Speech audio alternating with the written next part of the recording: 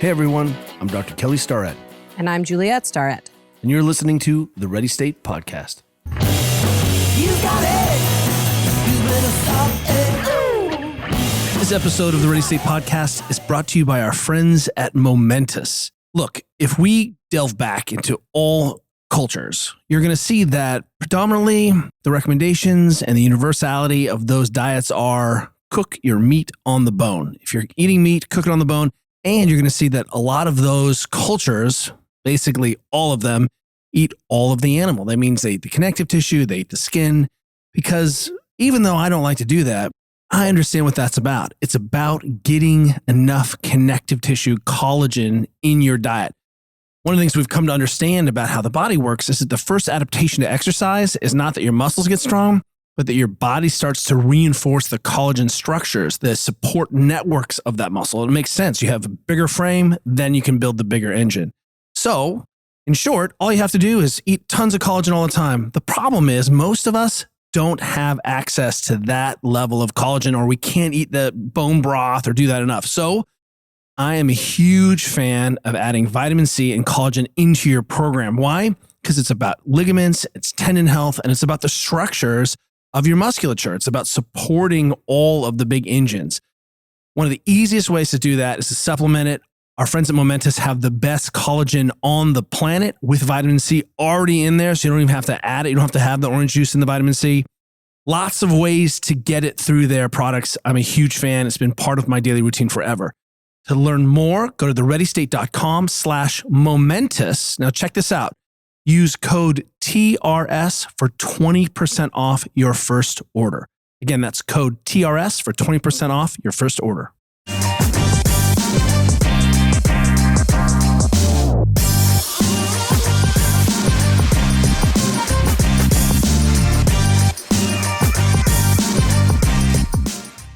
On this episode of the Ready State Podcast, we are thrilled to introduce you to friend of the Ready State, Stuart McMillan.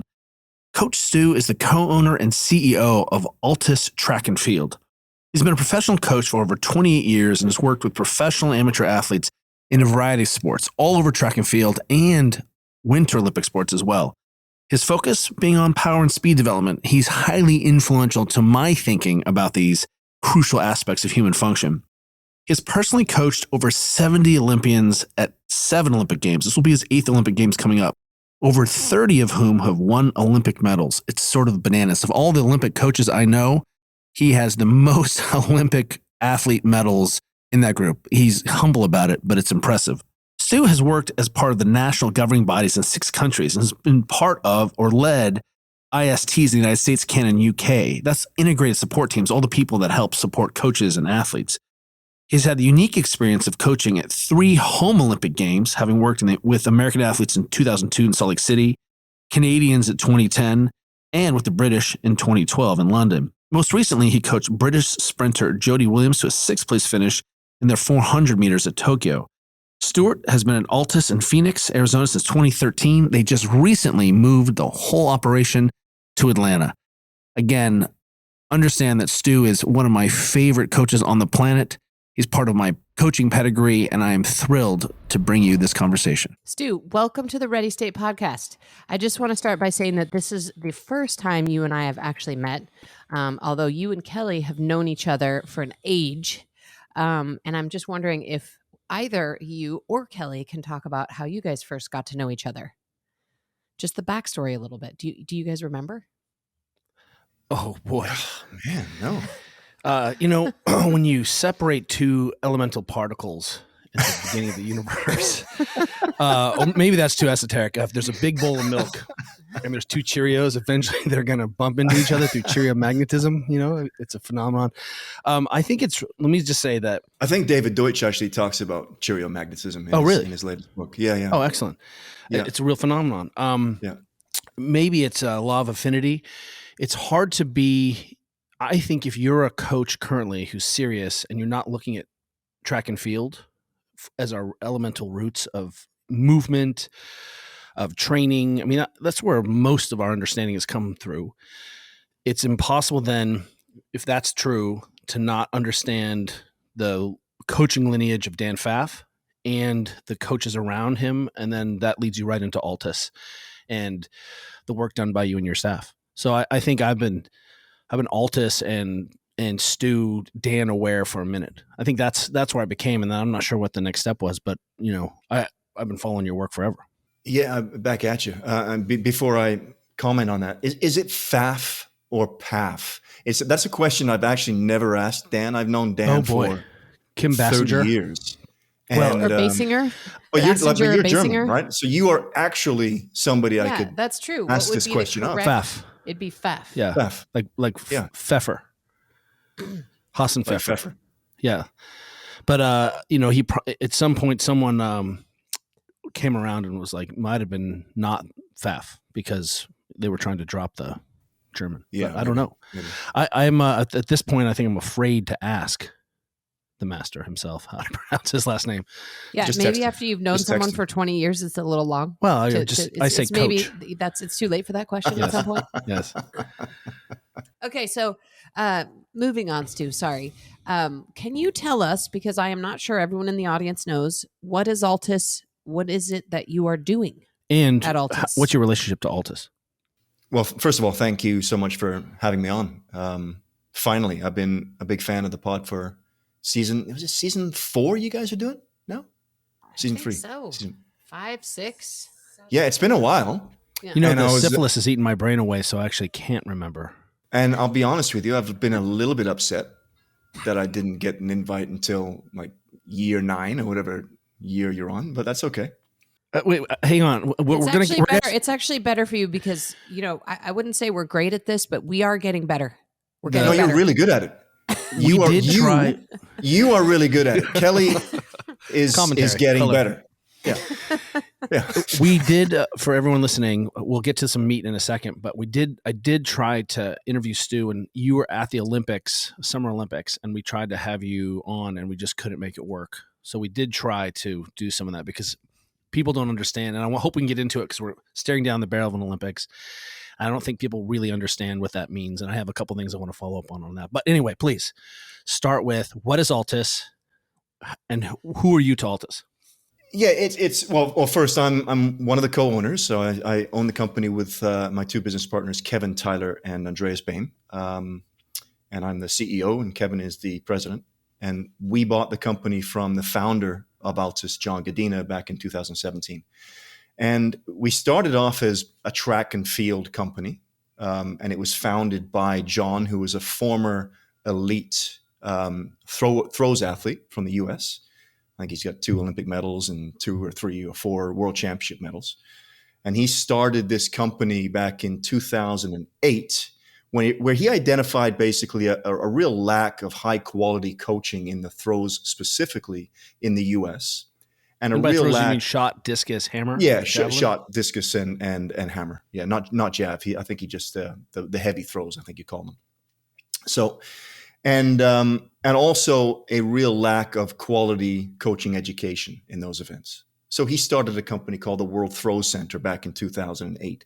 His dream was always to expand that into all of the other event groups, and recruited myself and Dan Paff and a few others after the 2012 Olympic Games in London to come to Phoenix and build this big center, this big track and field center, which we rebranded at the time as World Athletics Center.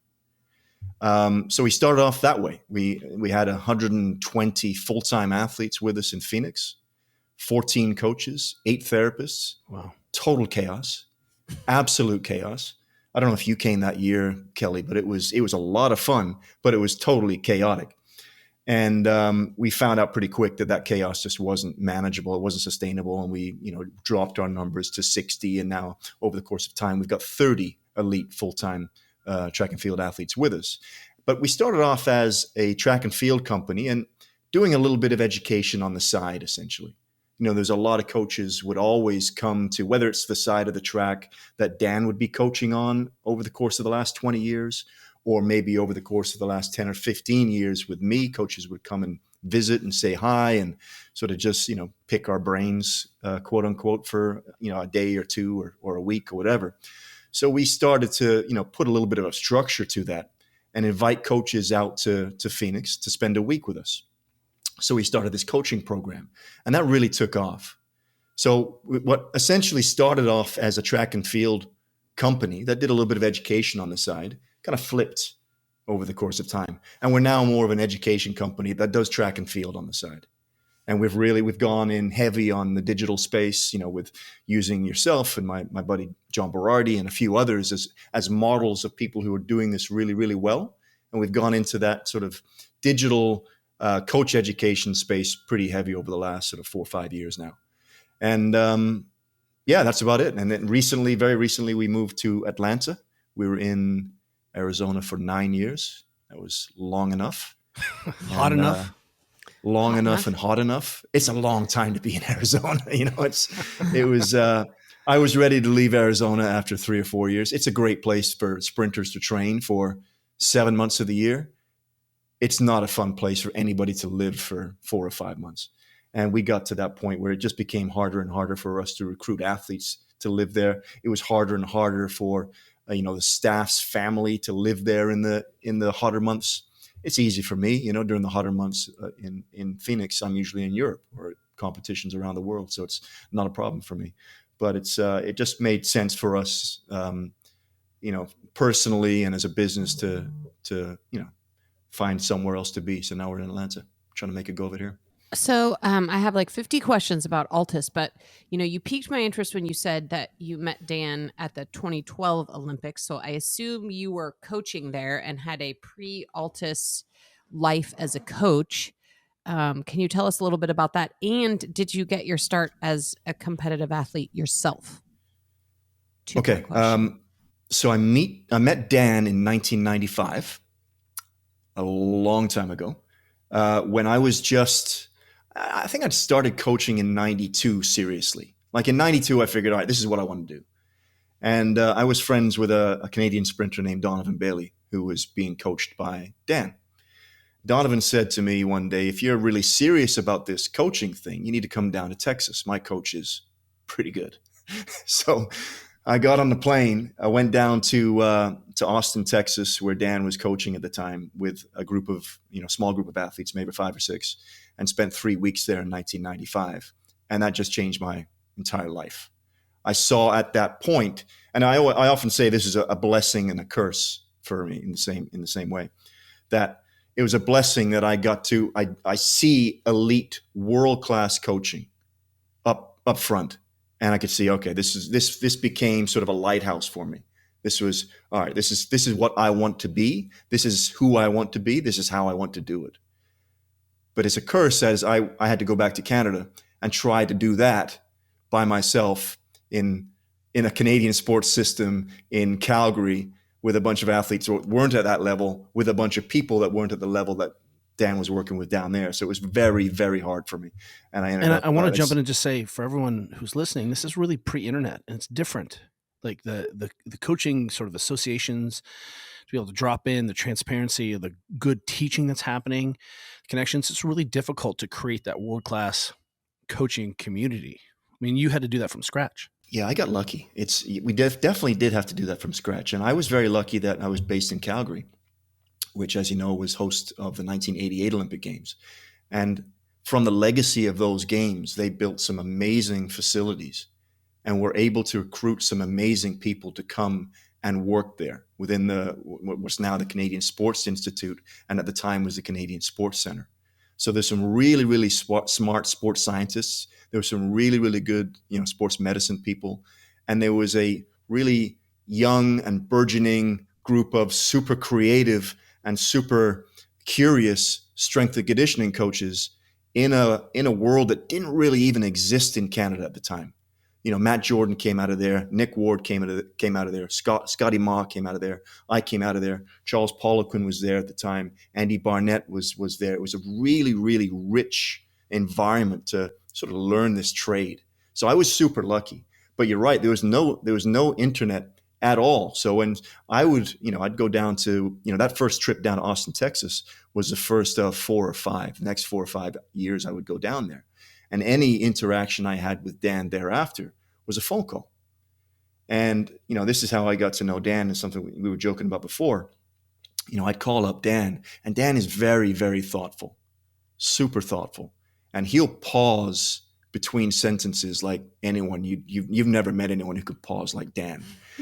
And when you're a young coach and you're on a phone call with somebody who's an older coach, who's a real mentor, who's a real master, and he pauses for 10 seconds in between sentences, it's really uncomfortable. So that was my learning, right? Is he still there? Has he died? I mean, he's still like that to this day, right? But it's over the phone. That's super uncomfortable. But that was the way in which we would learn, right? So you'd have a conversation with Dan, and as you probably know, Kelly, I mean, it's those early days. I'd have an hour-long conversation. I'd take 6 pages of notes, and that would be the next 2 months of research for me.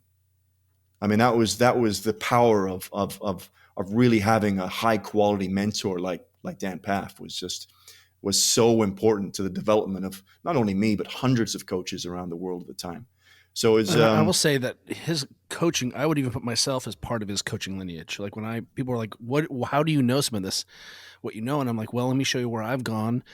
And and I've sat next to Dan watching him coach. And just for everyone listening, this is probably an exaggeration, but I'm not sure that there's a coach with more Olympic coached medals on the planet. Is that possible, you think? Then who? Than Dan. No, I've got more than Dan. You have more than Dan? Oh. Did I know that? I didn't even know. The two of you are titans. But I cheat because Dan's mostly Summer Olympics, and I've coached a lot of Winter Olympians. And it's way easier to get a Winter Olympic medal than it is a Summer Olympic medal. I say smoke them if you got them. Absolutely. One of the things that I think is really important is as you guys have transitioned your incredible teaching staff and the resources from the mentorship program, which you've been doing. This is when I first kind of contacted. I was actually in Phoenix working with a baseball team and swung by and just dropped in on a roundtable discussion, which is just led by you and Dan, and sort of had my mind blown. I was like, yes, I'll be there. Can I just shut up and sit for 2 hours and listen? But how did that go for you? Were you able to do that? No. I got put on the spot a few times too, where, and what's really fun is that I want everyone to understand that Stu you are a coach who I have heard more self-doubt from around understanding process. I think I have a grasp on this, but I'm not sure. I think this year will be better in terms of my preparation, understanding of how people move, but maybe I'm just totally wrong. That's so complex. And I don't mean to throw this out like this is like, you're not cavalier, that you're trying to do a very complicated thing and replicate that complicated thing. And the humility around Altis is really profound. People ask really straightforward questions. There's a atmosphere of curiosity, and it is the greatest coaching environment I've ever been in. Like, just as a participant person, that kind of curiosity is really unique. You can't tell who's the boss. You can't tell who's a lead. Athletes have big voice here. It's just what I think what I want to make the point of is that, and I'd like you to talk about this, is that we are losing some of the generational knowledge of our coaches, and Dan's institutional knowledge has now been sort of, kept and codified in a way that other coaches like myself can avail themselves of his experience. Am I right there? Yeah, I think you are. I really appreciate that, by the way. We try to foster a really open, curious environment within our own staff, but even more so within our athletes. And then I think that just shows whenever we're visited by any visiting coaches. They can see the curiosity at work. And, out of curiosity comes that creativity and eventually the wisdom, I believe. I feel like the most curious people are always the most wise. And I put you in that list. I've got a few really good friends that I would say that, these are some really super wise people, and it comes from their curiosity. And, it's, yourself and John Berardi and, our mutual friend, Rachel Balkovic. I mean, she's just a rock star, and she's that way for a reason. She's now, she's 32 or 33 or 34, whatever. She's so young, but she's so wise. I mean, she's got wisdom so far beyond her years, and it just comes from now what's 15 or 20 years of being curious about what it is we're doing and why we're doing it. And it's, I got, like I said, I got lucky. I got super lucky to meet Dan when I was 26 or something. I've been already had a little bit of context, so I understood what coaching was, but I didn't know what it could be. And then meeting Dan and seeing and opening my world to all of these things that coaching actually is. I thought it was pretty narrow, but understanding that, okay, coaching is everything, man. Everything that I've ever read since goes into my coaching brain. Every single thing that I read is, okay, how does that relate to coaching? It's a problem. And then I just being in Calgary, as I said, and just being surrounded by these incredible people and all learning together at the same time. And we've just tried to continue that and foster that up until now. The one thing that Dan was that I've seen from very few people around the world since then is his openness and transparency to his process. You can just stand there. He will tell you anything. And he'll tell you when he doesn't know the thing as well. You can ask him, why are you doing that, Dan? And he'll tell you. There's no secrets with Dan. And we're kind of getting to figure that out now. There's more and more people being open with their transparency and open, hey, there's no secrets in high performance sport. We kind of know that now. We didn't know that back in 1995. And in fact, I'd argue back in 2010, it was still really, really guarded. Everyone had their own little way of doing things and kept it to themselves. And I just, I'm just so thankful that I wasn't brought up in that sort of way, and I think that's one of the reasons, going back to what we talked about before and how the two of us met, it's one of the things that drew me towards what you guys are doing. It's open. Everything is open. All of it, and I love that. I just wanted to be able to put Stu's mobility guy on my resume. Okay. So, I think you would be too humble to admit this. But it's obvious that you have created a really amazing culture for other coaches to learn and for athletes to get better. And obviously Dan was a gigantic influence in sort of how you approach that. But what else? What are your other influences? Is it anything from your childhood or just sort of how you perceive the world? Or, I think creating culture is so important to any organization, and you obviously are very good at it. What's the secret? I don't know if I am. That's what I was talking I about. had a feeling you were going to say that. Honestly, like I'm not saying that at being, overly, out of humility. I just don't honestly think that I'm that great at that. I just feel like we've got a bunch of really smart and curious people together, and we just do work and just try to get better at what we're doing. And I think the culture is just a result of that. It's not something Do you think people that fits a certain kind of people that if you're not ready to 100% question foundations, 100%. It's not for you. And it really is uncomfortable to be in an open environment like that. It's not, let me just be clear for people. There is structure. Nothing is pell-mell. It's very intentional, but everything is open for negotiation if there's a better way. Yeah. Is that a correct way to say that? 100%. And I think there's a selection bias too, right? So whether it's the athletes coming in or the people that come and work with us or the coaches that come and spend time with us, they're all sort of that way anyway, because they kind of know who we are and how we are and why we're that way. So we don't get surrounded by a lot of people who are very closed or very, the opposite of what we are. So it just kind of, it picks up a little bit of momentum. It just gathers steam and it just builds over time. So I don't think there's anything it's funny though. I mean, it's a really good question because I think the more and more that you manage staff, the more purposeful that you have to be about the culture. And especially the last 3 years when we're all remote. It's been so much harder. I didn't ever think about it prior to COVID. We just did the work. We just showed up. We had a great time. We worked together, and whatever happened. Yeah. And it's awesome. And now it's not. It's way harder. It's way harder. And admittedly, I don't think I do a very good job of it because I like the other stuff. I like learning stuff and coaching and being creative and talking to people. I don't like, building a quote unquote, building a culture purposefully. So it's hard. You are CEO, right? So you describe yourself.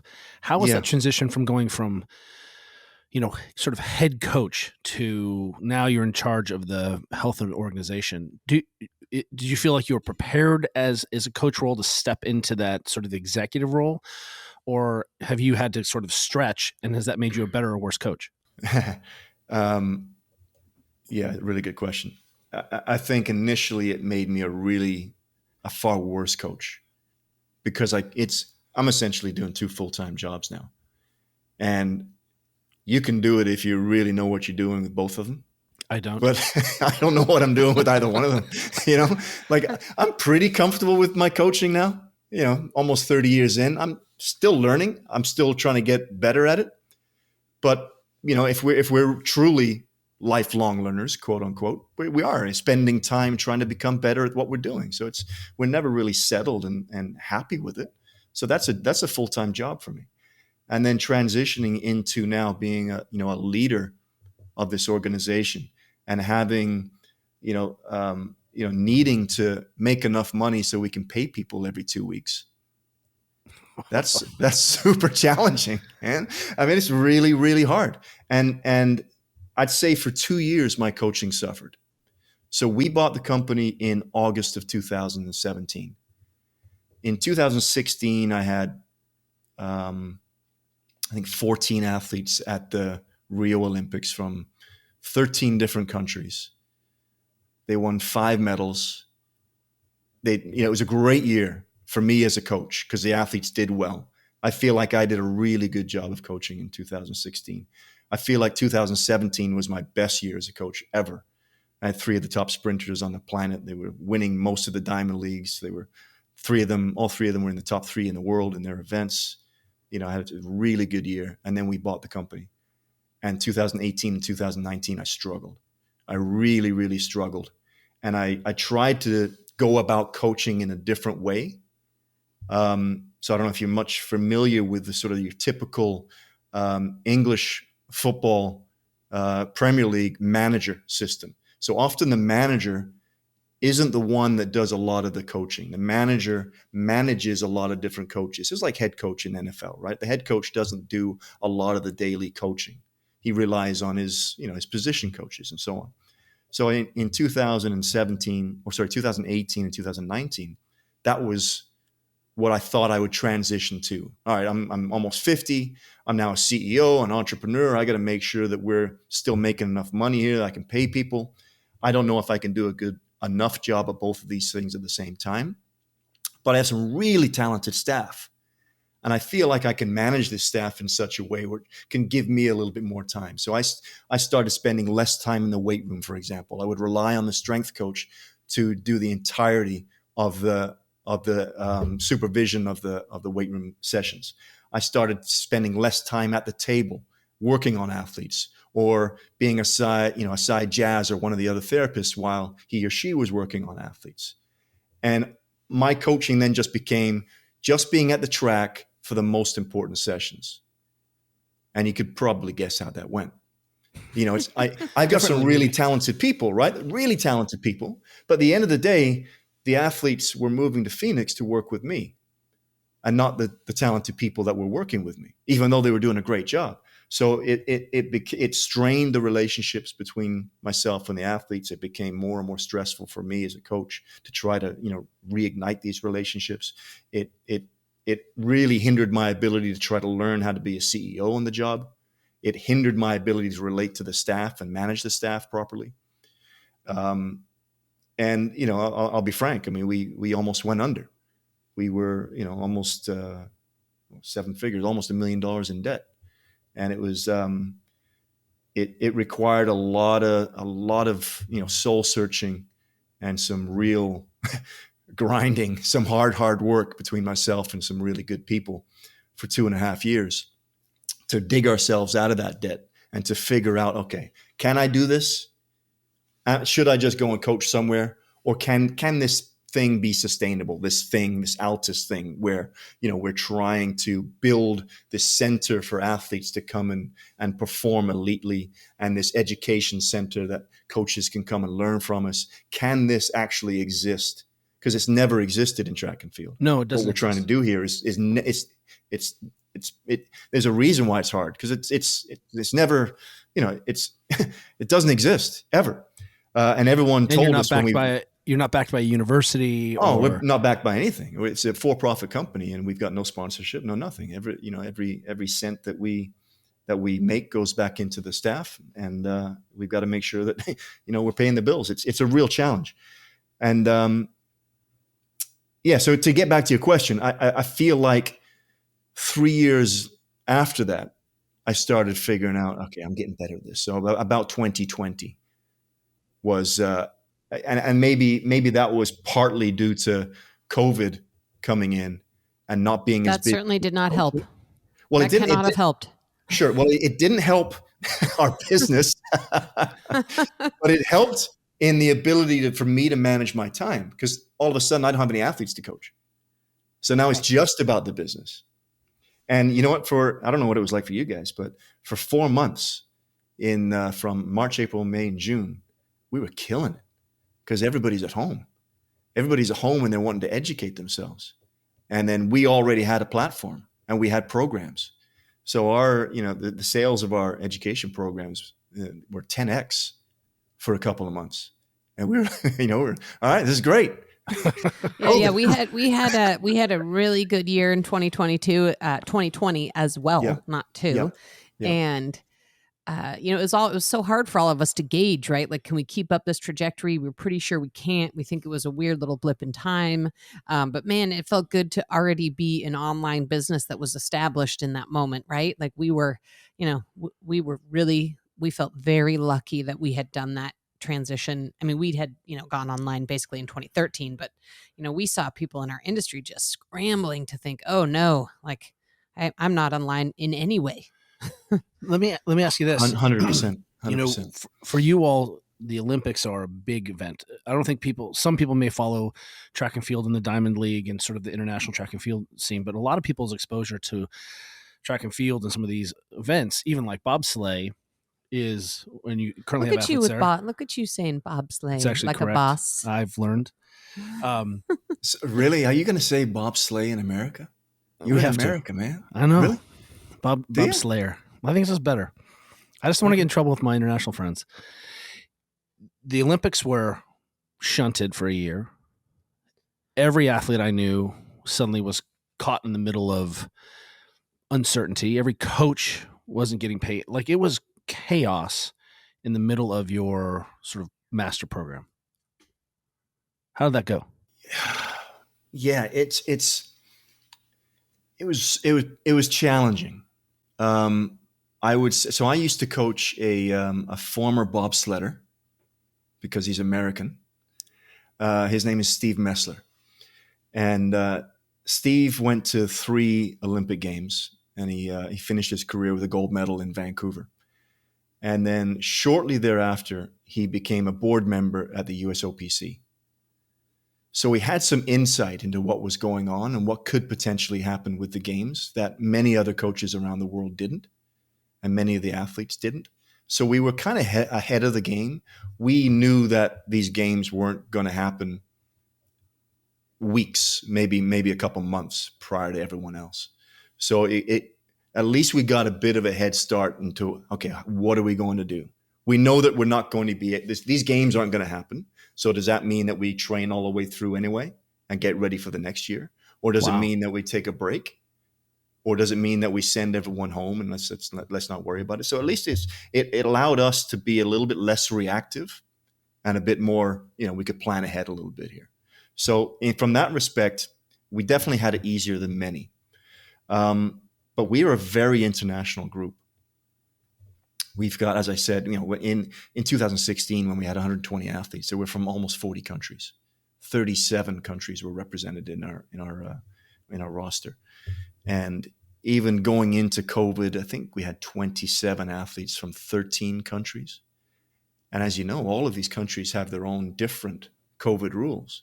So we had a few Chinese athletes, for example, that would go home, or they went home, and they weren't able to leave their training center for 6 months.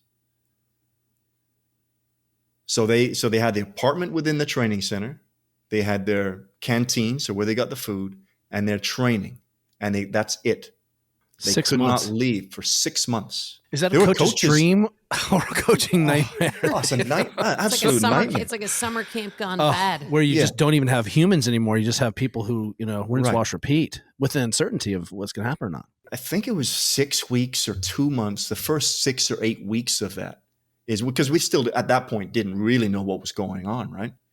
These kids they couldn't leave their room. So all their training was in their room. And I'm sure you've heard the stories of people doing, 5K runs around their living room couch. That stuff actually happened. People were trying to train for an upcoming Olympics that at this point they didn't know it was going to be canceled by training in their living room. Yeah, it was insane. It was insane. That is And the then- most elite living rooms of That's- yeah. all time. Yeah, that's insane. Well, So yeah, it was super challenging. So you obviously, well, I don't know if people know this, but you have coached, I think, something like 70 athletes. And as you said earlier, accumulated a ton of Olympic medals. And for those of us who are just fans of the Olympics, we don't really see at all what's going on behind the scenes with the coaches and what that's like. And I would love to just have you paint a picture for people listening to this, because I think it's this mysterious thing. There's this huge, group of people that are there supporting athletes, and we never get any insight or view into what it's like for them. Like, to be a coach at the Olympics is as sexy as it gets, right? Like, it's amazing. I think that's probably the word he would use. Sexy. Sexy. And I'm being facetious. I understand the realities, and I still want to go coach at an Olympic sometime. I've actually offered to be Stu's coffee man. Like, I'll just bring him espresso. Kelly also carry the bags. he's really good at lifting heavy things, Stu. So if there's any like lifting or carrying that Like you hurdles. need, that would allow Bags you to of get him a shoes. credential, he'd be great at that. But I have to be honest, because I want you to answer this question, but I have come to as I have spent more and more time around elite sport, it's not what people think it is on the other side. Is the Olympics the same way, you think? Yeah, I often wonder what other elite sports are like, and whether this is the experience that everyone. Now, what would F1 be like? If I'm coaching in F1, is that what it looks like? Does it look like that? Or is it just that I'm picking the wrong sports? Maybe it's that. I don't know, man. Because I know what it's like. You're picking the not sexy sports, right? But I know the NFL is the same, NBA is the same. Yeah, it's the same. Major League Baseball is the same, Hard to be a hockey is the coach. same. It's not a good job. Like, it's not. It's not. There's no sexiness about it. So I wonder if there's any sports out there that is actually sexy. Which is more fun to coach, Winter Olympics, which you've coached a lot, or Summer Olympics? Oh, summer. Yeah, summer. So the experience depends on two things: where the games are and what the local organizing committee, how good of a job they've done of putting the games together. And number two, whether you are inside the bubble or outside the bubble. So if you're an inside the bubble coach, you've got a credential that allows you to go anywhere, and you're inside the Olympic the village. You're staying at the village. And if you're outside the village, you've got a credential, but you can only get you to the training, and it can get you to the competition venue. And then you're staying outside the village somewhere. You're not staying within the village. Those are two very, very different things. So, and I assume you've done both things. Yeah, I've done both. Yeah. If I had my choice, I'd probably stay outside the village. But it's so hard now from a security standpoint to work. You really want to be inside the bubble the entire time, so you don't have to worry about it. But it's way more fun being outside, because then you can, you just go about your life. You can have real food and get away from the games for a bit. But it's every games is very different, as any athlete that's been to many will tell you. And any coach will tell you. Like, for example, Rio, the Olympic Village in Rio was about an hour and 15 minutes away from the stadium by bus.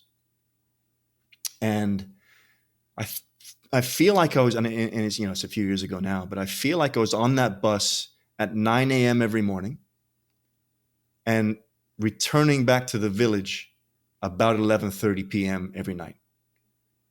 And I was at the venue So sexy all day. Oh, it was so sexy. It was super sexy, because you're not, you might have a 2 hour or 3 hour break in the middle of the day, but you don't have enough time to go back to the village. So you just stay there. So you stay there with all the people having sandwiches and apples, and then you get back to the village at 11:30 p.m. and you go to the cafe and eat a late dinner and then go to bed, and you do it again for the next 14 or 15 days. That's not fun at all. But in let's say London, I lived in London during the games, and I just stayed home and took a train in, and it was awesome because London did an incredible job of putting on the games. The whole city was just lit up, and it was just an amazing, fun experience. Everything about it was great. And, Sochi was actually pretty cool. Sochi, I was inside the village. They did a pretty good job. The food was good. The Good Russian coffee. people, the coffee sucked. The Russian people and the volunteers were amazing, and they can do such such a large role in the experience of athletes and coaches. The volunteers, people don't really appreciate that, but if you've got a bunch of really good volunteers, it can be so much more fun. And the tough bit is, the easy bit is the coaching bit, obviously. And the tough bit is just managing all those other distractions that go on during Olympic Games. All the, for athletes, the athletes worrying about their families, for example. That's a big stressor, because the families don't know what it's like. So the families go there and they're calling the athletes, "Hey, I need to go here, I need to go there," and the athletes are trying to figure it out for them. So it's right. That's the side thing you don't think about, right? Like the athletes are trying to make sure their families can get into watch them, and right, they're managing all that in addition to competing in the Olympic Games, right? They're not just like living in a complete bubble. Yeah, we generally if you coach the marquee events, like the 100 meters track and field, there's a whole order of magnitude of craziness that isn't laid on top of that. Yeah, absolutely. We've done a better job over the course of time. I've been to 8 Olympic Games now, I think. Yeah, 8. And we do now with the Olympians, we have meetings with the Olympians and the family, a couple months out. We have those conversations. So we do a better job of dealing with those distractions and pressures. But for, especially for first-time Olympians, it's challenging, sort of managing their expectations and managing their excitement and the levels of arousal for, what could be their first 2 games. I'm coaching, Kaylee Humphries, as you know, who's going into her 4th Olympic Games this weekend. 4th or 5th? 4th? 4th, 06, 10, 14, 18. Oh, 5th. Yeah, you're right. 5th. So we explain. So she's going to her 5th Olympic Games. Kaylee is a mutual friend. Will you explain who Kaylee is and where we can find her? Yeah, Kaylee Humphries is the number 2 ranked female bobsledder on the planet. She's a 4-time Olympian, 3-time medalist, 2-time gold. She competed for Canada at the first 4 of those Olympics, and will be competing for the United States at this Olympics. She's married to a former American bobsledder, and has lived in San Diego now for 8 or 9 years. So just felt like she was more of an American than a Canadian at this point. So is now going to be competing for the U.S. In 10 days. So it's the U.S. have actually got the 2 best female bobsledders on the planet, Alana Myers-Taylor and Kaylee Humphries, and they'll be both competing in the monobob and the 2-woman bob. And, fingers crossed that they'll come 1-2 in both of them. Should be fun. The monobob is a brand new event. Will you tell us about it? Yeah, this is for many years, Alana and Kaylee were at the head of the pack of trying to get another event in women's bobsled, because the men have 2-man and 4-man, and the women just have 2 women, and that's it. And by the way, women's bobsled only started in the Olympic Games in 2002. So they've only been there for 5 Olympics so far, but it's only been 2 women.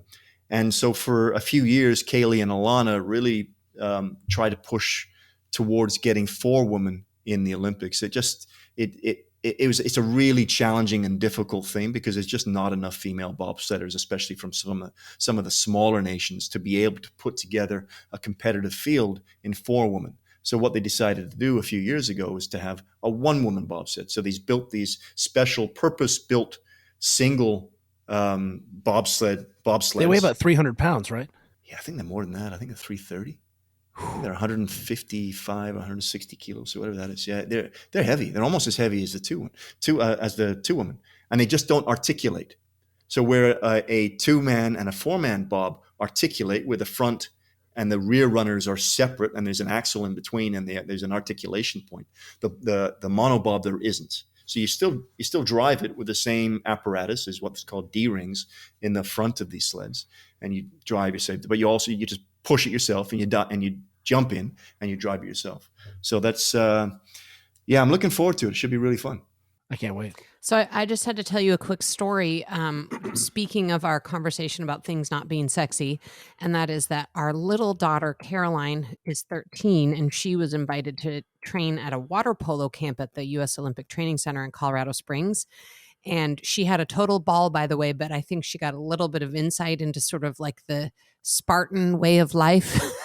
Because she described her dorm as a glorified prison cell, and she went into it thinking the food. I think she thought it was going to be like a freshman dorm where she could eat like all the Fruit Loops she wanted, or I don't know what her expectation was, but the food did not meet her expectation. So she loved the water polo part and the whole entire experience, but it was Spartan, I would say. Spartan, I think, from is an a accommodation standpoint. Yeah, I think that's a really good way to put it. And but think about this. I'm going to go with austere. Spartan Austere. has too many positive connotations. Austere. There are Olympic athletes that will live for years in that environment. Years, not a week or two for a camp. Years. It's. I feel like you don't want to downplay the importance that Olympic training centers have for the development of some of the more elite athletes. But I would really love it if they were higher quality, if it's something that you would actually enjoy living in, or if the food was of better quality. I think this brings up a really interesting piece. We know lots of Olympians who have an incredible Olympic experience and then retire and don't necessarily have health insurance or retirement or a skill set, really any plan, right? And I don't want to get into that here because I look at your staff, I see a lot of former athletes who are like, oh, I'm part of this, which is one of my things. I'm like, oh, look how healthy this organization is. But in CrossFit recently, I think it just happened. They just signed Monster, like owned by Coca-Cola, and it's flipped the whole CrossFit community out. Because they're suddenly like, oh, look at this. This is a health and fitness business. I'm like, the games are not a health and fitness business. The games are like a weird fitness Olympics. But I feel like until athletes can make a living and their coaches can make a living, because you and I talk a lot about, personally, how do we create a professional class of coaches who can do that and have a family and retire someday, right? And it's interesting that you mentioned that the Olympic training centers, Olympic and Paralympic training centers are not necessarily great places. They don't get the kinds of funding that other countries get. And there's this real sort of push-pull between the economics and the capitalism of the Olympics and the disparity in resources of athletes and coaches. I mean, I feel like a lot of people get a lot of money and make a lot of money in the Olympics, and it's not coaches and athletes. Yeah, I think the athletes get, I believe it's 4% of the money that is made through the Olympic Games. Oh, that much? 4. So compare that to NFL. What's the CBA? Is it 50 or 51? Yeah. Whatever it is the athletes get, right? It's I often do this thought experiment because there was a time in my life where I was working with a lot of professional athletes and a lot of amateur athletes, quote unquote, amateur being the Olympic athletes. And I could have gone either way. And I've got a few friends that went the professional route and I stayed the amateur route. And I feel, for me, the amateur sport just connects with me better. I feel like the athletes are better. I feel like it's in amateur sport, as you well know, is far more professionally run, or far more professional at the sport performance end of it, the supporting end of it, of who supports amateur sport. Coaching quality is far higher. The quality of all of the people that align with it within the support structure is far higher generally. And that became I was more interested in that than I was in making money. But, and many others are, right? I'm not complaining, but I often wonder that, even to this day, I mean, I see some of the performance directors in some of the professional sports around the world. really well paid, super well paid. So there is money out there for high quality coaches in many arenas. It's just not an amateur sport at all. And I just, until, we talk about the IOC and the corruptness of it a lot, but I just don't feel like it's ever going to get better until we come up with a different solution than the IOC. Yeah. The IOC needs to be ran out of town. Somebody else needs to come in, blow the whole thing up, start again, because that's not working. That system doesn't work. It's just far too corrupt. There's far too much money in there for any of it to change at every single level, and none of it gets to the athletes, and none of it gets to the coaches. And it would drive me crazy if I thought about it for too long. It's frustrating. Let's just put it that way. It really is. And it zeroes me in on, and a lot of other people in on what's really matters and what is truly important is the performance, the health, and the lives of the young people that we're trying to guide through this process. But the challenge is more and more after 8 Olympics, when you've seen behind the curtain, when you know what the system is not to allow that to color how the athletes are feeling about the whole thing. It's hard. Yeah. I mean, I feel like things like in these times, and we don't need to get political. I'm actually going to ask you a question, but in these times where people are so politically divided and we have so many struggles in that way, the Olympics are like one of those few things where it's like, everybody loves the Olympics. We can all come together and, like there's this unity thing, but, right behind the scenes is this crazy corruption and athletes aren't supported. And so it's sort of an internal struggle of like, is this a terrible thing or an awesome thing? Is it unifying? Is it bad? All right, I'm going to totally turn directions here. We are huge fans of John Berardi. I have taken quite a few of his courses. He's been on this podcast. How did the two of you connect? And what are you doing together in partnership? We connected so ScienceLink was his first website when he first went online in 1999, I think. And I found him through the same way that almost everybody found him, through T-Nation, or what was T-Mag at the time. Was it T-Mag or T-Nation then? What is it now? I remember it is now. T-Nation, but yeah. Yeah, it's the opposite of that. So it's, I said, man, this guy's pretty smart. I like this guy. And then... And so reasonable. Man, well, he wasn't as reasonable back then, but it's he's super reasonable now. But a guy named Dr. Steve Norris, who was a physiologist at the Canadian Sports Center in Calgary, and he's one of our mentors. He was Matt Jordan's supervisor for his PhD, or for his master's anyway, maybe not his PhD, but a super, super smart guy. And he brought in JB for a week to work with, I think, the speed skating team back in 2000. So we connected then. It was either 1999 or 2000. And ever since, I would bring him out to work with the bobsledders. And as soon as I had any sort of position of power and any sort of control over anything to do with budget, I'd get JB involved, because JB's he's one of the smartest human beings on the face of this planet. He's got so much wisdom. It's sickening to me. But it's he's become a really, really good friend. And to the point where 4 years ago he came down to Phoenix to spend 6 months of the year in Phoenix, so we can sort of hang out more. I mean, he didn't come to Phoenix specifically and only to spend time with me, but that was the reason why he first started coming to Phoenix, because we were there, right? So and then 2 years later we all up and leave, and he's still there. So it's a bit of a shame from that perspective, and a shame where at this point in time we haven't done anything together. I'd really, really like to do something with JB.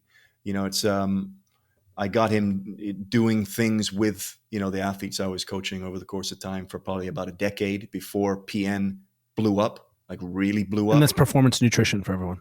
Precision, of course. Precision nutrition. Yeah. So he had an interesting inflection point, right? It's do I go down this elite athlete road, or do I go the Gen Pop road? And he spent a decade in elite sport, and so he knows he knows how the sausage is made. And he said, I'm not interested in that. I'm just not interested. And just went only to Gen Pop, started PN with that in mind, and it's obviously killed it. killed it, and then sold PN, or sold a vast majority of his ownership in PN 3 years ago, and now is looking for what's next for him.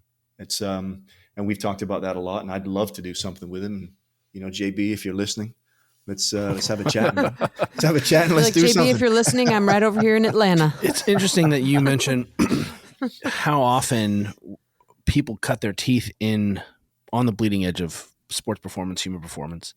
JB, for example, we have a hypothesis that one of the reasons sports matters for a lot of reasons, but one of the reasons is that we can really it can be our lab, and it can be the place where we use science and that model of thinking to derive better practices, good practices that we can then apply and try to transform society with, right? And I feel like you guys really live up to that, you and your staff, in terms of saying, here's what we know about the best ways to teach people the fundamentals of human movement: running, jumping, and throwing. And then you're like, hey, and here's how you would apply this backwards towards high schools, track. You're a coach wanting to learn the basics of all those things. How are we doing in that promise? Because I see a lot of I was thinking of Ian McCown has recently left. David Joyce is, now trying to say, hey, I've learned this thing in this high performance world. How do I go back and transform society? How are we doing taking those lessons of high performance and transferring back? Is it working, or are we missing a step? Are kids better prepared and better coached, or is the environment too messy still? Is there too much noise around nutrition and now social media and sedentariness? What's going on? Give us a grade, because you're sort of sitting at the top of the pyramid, seeing the people coming through the program, and that's culture, society. Is there a change happening, and are we living up to our promise as coaches? I think it's both. It's yes, I do believe that there's many people doing this better and in better ways. You obviously are a great example of that, and the people that you guys influence are great examples of that. And there's a lot of people doing incredible things.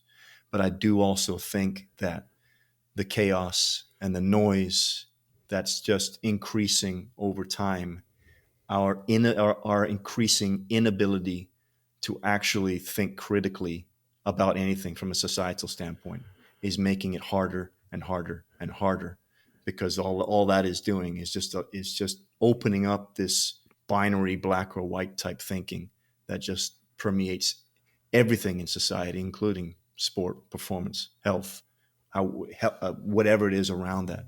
So it's becoming harder and harder, and then harder and harder for people to seek out the people that are actually doing good work.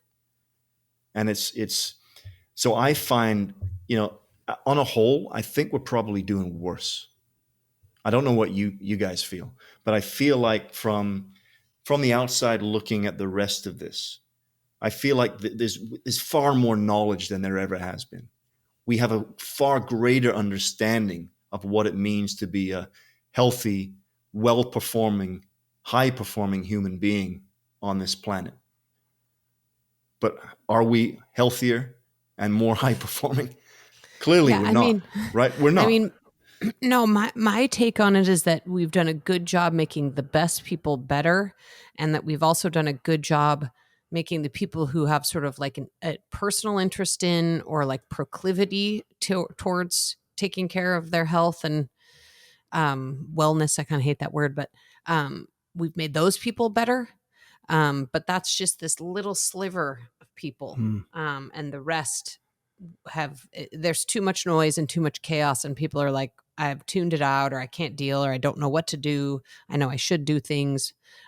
So that's kind of where my brain is on it. Yeah. Going back to what JB again, right? So JB had that realization as well, where he said, I'm working all this time and doing all this hard work and this, doing all this research, and I'm just doing a better job of affecting this tiny little population of people that are already into it anyway.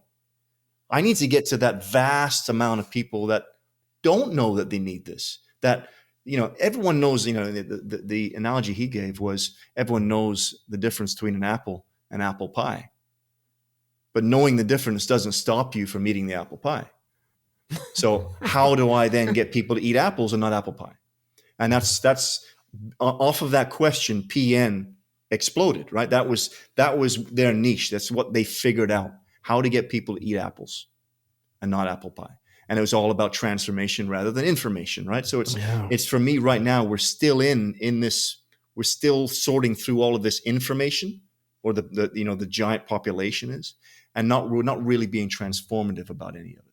We worked with the England national soccer team, football team, bobsleigh, last year. Ben Rosenblatt is their PhD, brilliant coach, really just a genius. And one of the things that I really liked him saying was that he was seeing that there was a next generation of young kids who weren't just football phenoms and, spoiled millionaires. They were really dedicated to understanding durability. How do I extend my career? How do I impact backwards? And they were really pushing the organization. I simultaneously seen someone like Nick Gill of the All Blacks, who realizes that the things that the All Blacks do affects all the clubs down all the way to the child's clubs, and so that it's still worth the grind at the top. And we are seeing change, but I think it's a long game, and we're not, I don't know what the answer is to that piece. I think you can, how grade we're giving ourselves. Yeah. I think the grade that you would give yourself or society if you're in New Zealand would be very different than what we would give here in America. It's a much smaller that's a fair system. point. And so it's significantly, and I don't want to downplay the ease of this, but it's significantly easier to affect the system in New Zealand than it is in America. Very different. Yeah. As it is in the UK as well. We have some very significant America-centric challenges here that nowhere else on the planet does. I really worry. I don't have the answers. I really don't. That's why I look for you guys. Couple quick questions. I'm creeping up on 50. Should I be sprinting? Yes or no? Should adults sprint? No, you're too old and too big. He's too old and too big. If I wasn't old and big, because I see this lack of running quickly, for lack of a better word, because a lot of people aren't going to sprint ever. They're just going to run more quickly. That isn't, there's a dearth. There is a vacuum of that in people's lives. Yeah. So I don't think older people, grown-ups, should sprint. I think they should run fast. And there's a difference, right? If you look at the gait across the velocities, you've got walking gait, you've got a jogging gait, you've got a running gait, which is just a little bit faster than jogging. You've got a striding gait, which is now probably what you're talking about. And then you've got sprinting. So if I were to go out and sprint, if I say I would be warm up for an hour, or let's say half an hour, and then sprint. That's where we are now. I'm tearing my hamstring. Guaranteed. And so will you. If you can warm up, you can do all of the Stu's mobility coaching that you want, and warming up as you like, and then you go out and sprint maximally for 5 by 50 meters, you're not coming out of that well. So what we're talking about probably is striding, probably bringing a bit more intensity to some of the work that we do. So rather than only going out and jogging, and we just do 3 by 5 mile jogs or walks or whatever 3 days a week. I think that we should do something a little bit more intense. And whether that's just, even if I was just running and picked up the pace for 10 that's meters, one way to look at it, right? Like you're just jogging, you're out for an easy jog, and let's say every minute you did a 10-meter little burst where you just stride at a little bit more intensity, and then you walk for another minute, and then you jog. And something like that, I think, is better than just going out jogging. I think we need to bring more intense movement across the board, to all of the stuff that we do, including running and including the stuff that we do in the weight room. So I feel like there is opportunities there to run faster, not necessarily sprint unless sprinting has been a part of what you've been doing for a few decades prior to that. So for you, Kelly, I'd start you off, just do a little 20-minute warm up, and then just do some progressively faster 30-meter strides, and then go ahead with the rest of your workout for the day. Wrapped in bubble tape in a pool. Is that what you're saying? All of those things, like really, so I don't have to contact the ground violently. Is that part of the magic? You've got an Alter G there, don't you? Just do it. We have 10. Okay, so Kelly he said 2 questions, but I'm going to interrupt his second question because I just want to ask, or a rumor has come to me that you really enjoy a nice watch. And there's someone else that may be here that also enjoys a nice watch.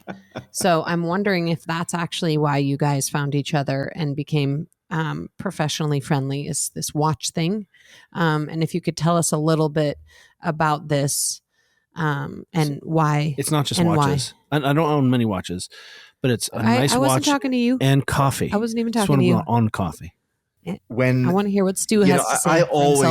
I'd always liked Kelly. And we'd met a few times and we'd spoken quite a few times. And then I saw him in one of his videos, and he had this cool black and blue Bell and Ross on. And I fell in love instantly. Instantly. It was more than just a man. You have no idea how happy Kelly is right now. Like, Kelly is going to literally see this. You can't see it if you're just listening, but Kelly has his happiest smile on his face. Oh, I told him this. Grin. It's deep happiness. I told him immediately, and he said that you bought it for him for his, was it 45th or 40th? 40th. Right? Yeah. So and then immediately I fell in love with you as well. And so this is an awesome. Like, I love both you guys for that. And then I guess I want to tell people this is a dumb thing, but I've been in enough rooms where high-level coaches, owners of organizations, crazy billionaires, everyone's wearing sneakers and joggers. And everyone looks at your wrist. Like, it's the only way. They're like, oh, look, he must be a good coach. He has a decent watch on. He's not wearing a Timex. Like, honestly. Which I think is funny because you guys are coaches. So everyone would think that coaches have some like digital, like I was talking to Stu before, that I have this Garmin where I can track 97 different data points, that many of which I don't understand. But not you guys. You guys just. Yeah, I don't even know what a Garmin is. Old school. Yeah, that's terrible. Okay, real quick. You're understanding why I can pick Stu's brain hours and hours and hours, and our text exchanges are amazing. My favorite game is Stu just throws a picture of an athlete. It's like, what do you see? And I'm like, oh man, how many ways can I get this wrong and lose the respect of my friend? It's really it's a fun game. I already hinted at that Altis has an incredible foundations course, but you also have an incredible rehab. What would you call that course for coaches and athletes? So we kind of coined it. So one thing I learned from Dan from the get-go, and what was I'd never seen anywhere else on the planet at the time, and I got to the track in Austin in 1995, and there was 2 tables by the side of the track. By the side of the track, next to the runners. Yep, next to the runners, as where they were warming up. Dan was on one of them, and a therapist on the other one. And they would watch people move. And then after doing whatever it was that they were doing during this movement, part of the warm-up of our sprint or whatever, they might come back. If the coach had seen something, or if the athlete had felt something, they'd come back to the table and the coach would make some sort of input, generally, or the therapist would make some sort of input. And then they send the athlete back off again for some type of movement. And this iterative nature of this whole entire system. So it wasn't just practice started, coach stood by the side of the track with a stopwatch timing runs, and then coaching, and then practice finished. It was this interaction between the coach, the therapist, and the athlete all together, trying to figure out this puzzle, this human movement puzzle, trying to improve this very skillful movement of sprinting together.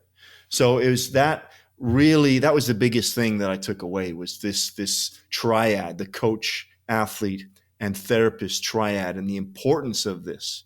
And then going home to Canada and trying to implement this within our own practice for the next 20 years. And we coined a term at the time called performance therapy, which was essentially doing therapy to aid in performance. So not rehab, not rehabilitative after an injury, not sort of prehab, trying to get people better prior to doing something, not recovery or regeneration. So just, increasing the speed or the way in which they recover from a session, but within the actual session itself. So we coined that, as I said, performance therapy. And then, about a decade later, when myself and Dan and Jerry Ramajita and Gordon Bosworth and a few others were all in the UK working with UK athletics from 2009 until 2013, we started talking about, all right, we need to put some structure to this performance therapy, because by that time we see a lot of people around the world now with tables beside whatever environment that they're training within, whether it be the track or whatever. But they weren't doing quote unquote performance therapy. They were just moving the table beside the track and just doing therapy. So there's a big difference. So we said, okay, we're going to put this down on paper. We're going to make a some sort of educational program. We didn't know what it would be like at the time. But 5 years later, we came up with what's called the performance therapy course, the Altis performance therapy course, with Jazz Randhawa, or Dr. Jazz Randhawa, who's he's absolutely brilliant. He's the head of medicine at the Sacramento Kings. Dr. Jerry is currently at the Warriors, everyone knows. Yeah, Jerry's at the Golden State Warriors, and Andy Burke, who's at the Orlando Magic, and Dan and myself. And I know you were involved in the project, and we had a lot of super smart people involved in building this incredible course that ended up just being a behemoth. So it was, because that's the hardest thing. Complex system, right? It's so easy. You guys know, right? I mean, it's push here, run faster. Yeah, it's the hardest thing, is to edit these things down into a way in which just we want to get across what we want to get across, but simply. So it's 220,000 words and 48 hours of video, and that's the course. So it's the size of basically 3 books and a week's worth of video. So it's too big. So our project, the last 6 months has been to sort of rewrite this thing in a much more practically applicable way, in which people just can go through it in a week or two and get from it what we're trying to put across. And I'll tell you, I mean, you've been probably, you guys have been the biggest inspiration on this. You guys, people don't know this, and people haven't heard the words performance and therapy together before, and in performance therapy. That's what you do. Like, that is what Kelly Starrett has done for since his very first video on YouTube 10 years ago, whenever it was. It's confusing. That's people don't performance understand. Therapy. That's the integration of movement and some sort of therapeutic input, and then giving people or other people, their directive that they are responsible for their own is super powerful. It really is. And that's, so I really got to give you the props on everything that you've done in this space for so long. Good job, Jay. Good job. You. Stu, it is so fun to talk to you. And where can people who want to learn more about Altis and the work you're doing and take your courses and your writing and one of my favorite things. Where can people find you and learn more on the internets and otherwise? Yeah, I need to get back to writing. I've been so busy with these freaking courses the last few years. I need to get back to writing for myself. But altis.world. So it's ALTIS.world, because .com was gone and all these other dots. So we're .world. Sorry for that. I'm on Twitter at STUART McMillan1. So Stuart McMillan 1, and Instagram at Fingermash.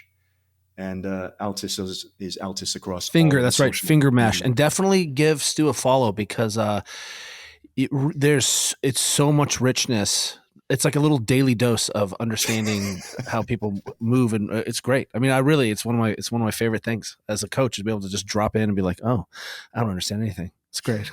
I appreciate you, man. I appreciate both of you guys so much. Thank you so much, Thank you so much, man. Thank you.